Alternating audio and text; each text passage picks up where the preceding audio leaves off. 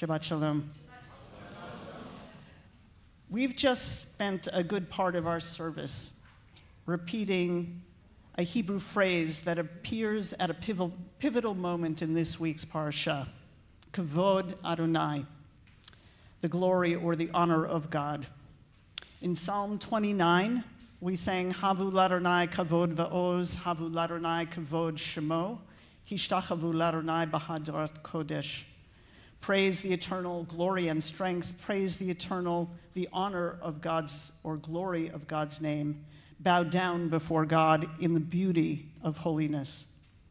In the Chadodi, we sang words that were a riff on the prophet Isaiah. We sang, Kumi ori kiva orech kavod Adonai alayich nigla. For your light is rising, the glory of God is upon you. It has been revealed. And we're all familiar with the refrain, Kadosh, Kadosh, Kadosh, Adonai Tzivaot, Melo chol haaretz kvodo. Holy, holy, holy is the God of hosts. The whole world is full of God's glory. At every turn, we seem to want to be in God's presence, to experience and be aware of what's holy, what's transcendent and eternal. Or in the language of our tradition, we want to experience and be aware of God. And so did our ancestors in this week's Parsha.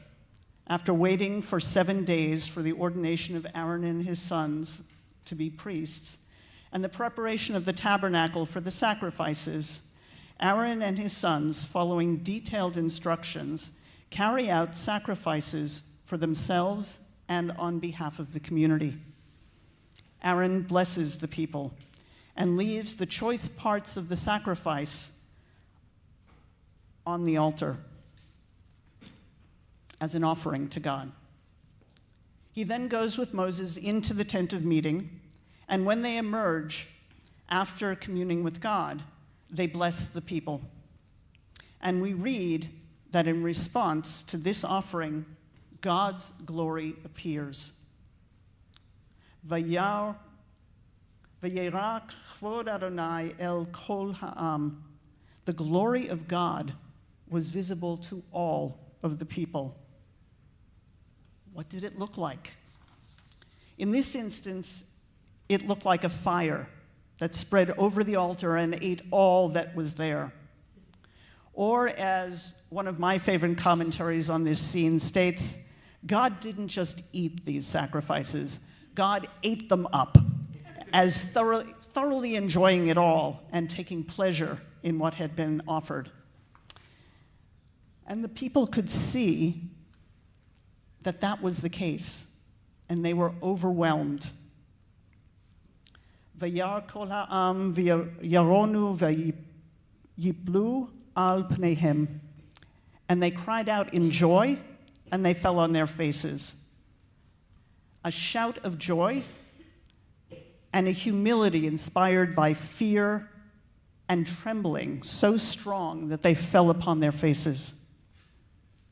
The 19th century commentator Malbim emphasized that it's rare that these two emotions occur at the same time. But this was no ordinary moment. They were experiencing God's glory, God's earthly presence, and they knew it. They sensed it with every fiber of their being. A few weeks ago, when the chorus finished singing Shabbat HaMalka, there was something palpable to all of us in this room. Our moment of shared connection to each other and something beyond ourselves permeated this space, entered our bodies and our souls.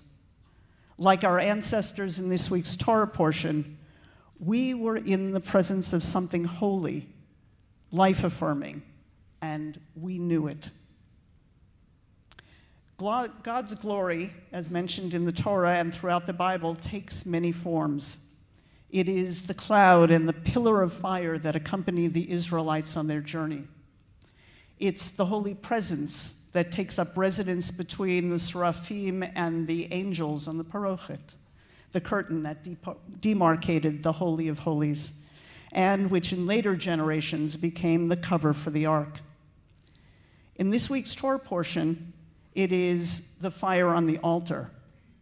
At other times, it's a still small voice.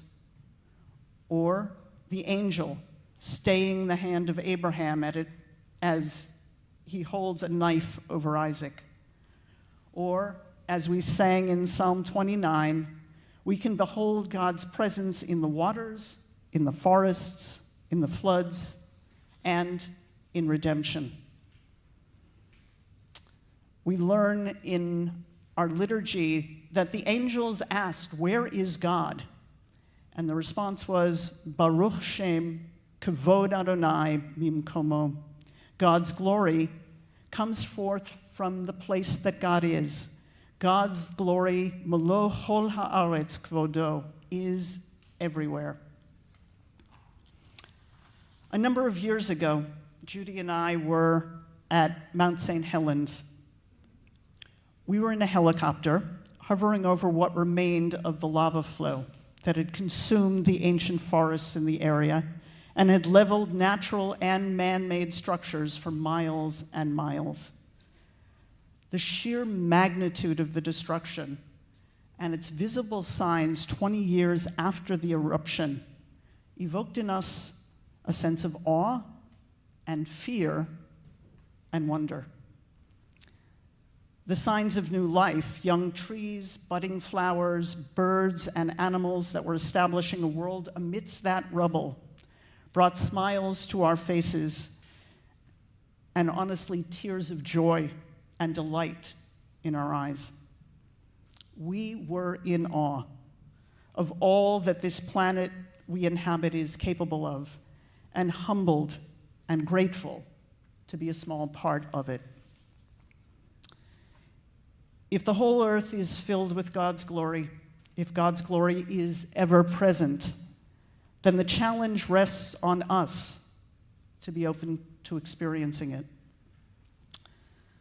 This Shabbat and each day in the week to come, may we heed the words of Lecha Dodi, arise and know that God's glory has been revealed to you. And this prayer for Shabbat, which appears in the Reform prayer book, is the prayer I'd like to leave you with. Days pass and the years vanish, and we walk sightless among miracles. God, fill our eyes with seeing and our minds with knowing. Let there be moments when your presence, like lightning, illumines the darkness in which we walk. Help us to see wherever we gaze that the bush burns unconsumed, and we, clay touched by God, will reach out for holiness and exclaim in wonder, how filled with awe is this place, and we did not know it. Shabbat Shalom.